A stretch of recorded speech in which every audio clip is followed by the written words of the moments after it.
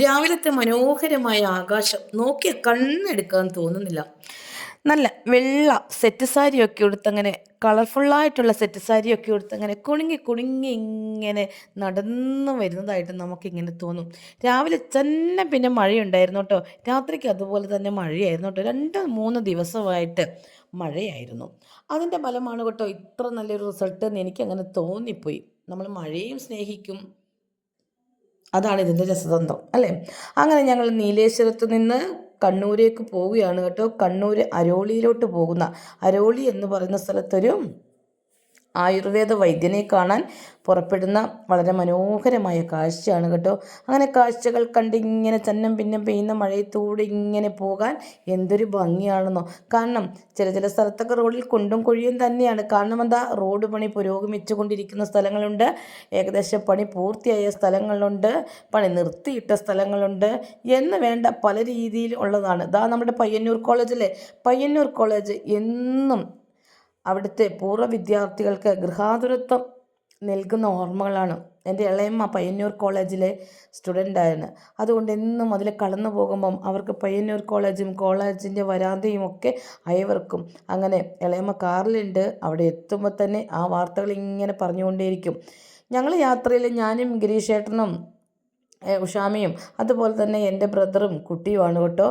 അങ്ങനെ ഞങ്ങൾ മെല്ലെ മെല്ലെ മെല്ലെ മെല്ലെ തുള്ളി തുള്ളിയായി മഴ പെയ്തുകൊണ്ട് പോയി ഏകദേശം പയ്യന്നൂർ കഴിഞ്ഞപ്പോഴതാ മഴയ്ക്ക് ശക്തി കൂടി. ഇതാ ഒരു സ്കൂൾ ബസ് മുമ്പിൽ പോകുന്നുണ്ട്.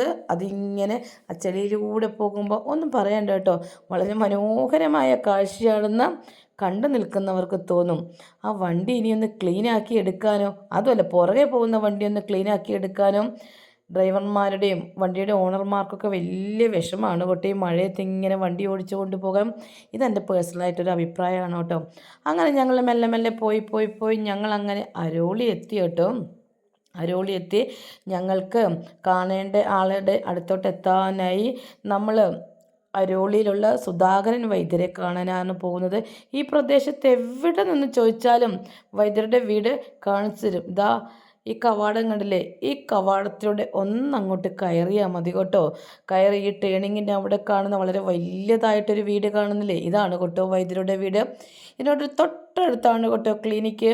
ഇതുകൂടാതെ അദ്ദേഹത്തിൻ്റെ ഉടമസ്ഥതയിലുള്ള ഹോസ്പിറ്റൽ സ്ഥിതി ചെയ്യുന്നത് ഇവിടെ നിന്ന് കുറച്ച് മാറിയിട്ടാണ് കേട്ടോ.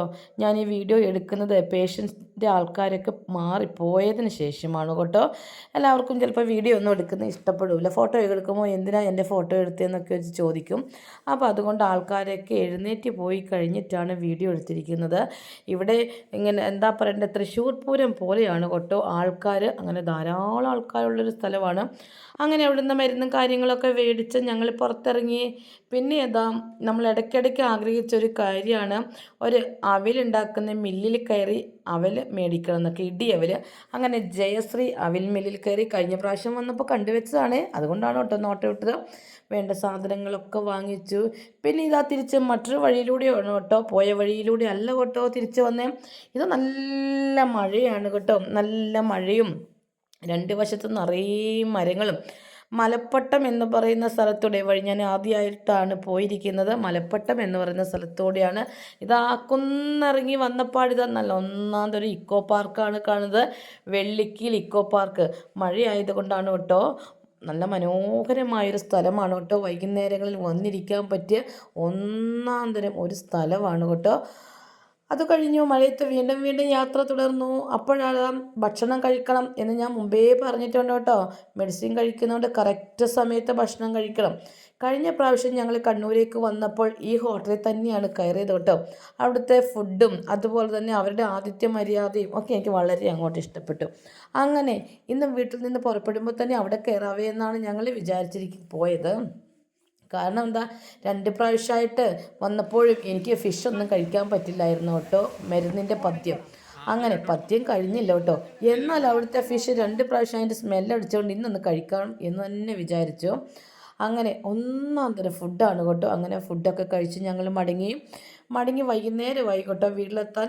വരുമ്പോൾ വഴിക്ക് തന്നെ കുറച്ചധികം മത്തി വാങ്ങിച്ചിട്ടുണ്ടായിരുന്നു കേട്ടോ. ചാള മത്തി എന്നൊക്കെ നമ്മൾ പേരിട്ട് വിളിക്കില്ലേ, ഞങ്ങൾ മത്തി എന്നാണ് കേട്ടോ പറയുന്നത്. പക്ഷേ എന്തോ വലിയ ബ്ലഡ് അനിയൻ്റെ ഭാര്യ പറയുന്ന മത്തിക്ക് ചൊകരയൊക്കെ കുറവാണ്, ചൊകരയൊക്കെ കുറഞ്ഞാൽ രുചിയില്ല എന്നാണ് കേട്ടോ അർത്ഥം. അതാ മീൻ മുറിക്കാൻ എക്സ്പേർട്ടാണ് കേട്ടോ അശ്വതി. അങ്ങനെ അശ്വതി ഇതാ ഞൊട്ടി ഇടയിൽ മീൻ മുറിച്ചു. ഗിരീഷേട്ടൻ പറയുന്നത് എങ്ങനെയാണെന്നോ, മീൻ ഒക്കെ എടുത്ത് ചട്ടി വെച്ചാൽ മതി, അശ്വതി അതാ വേഗം മുറിച്ച് കറിയാക്കി തരുന്ന.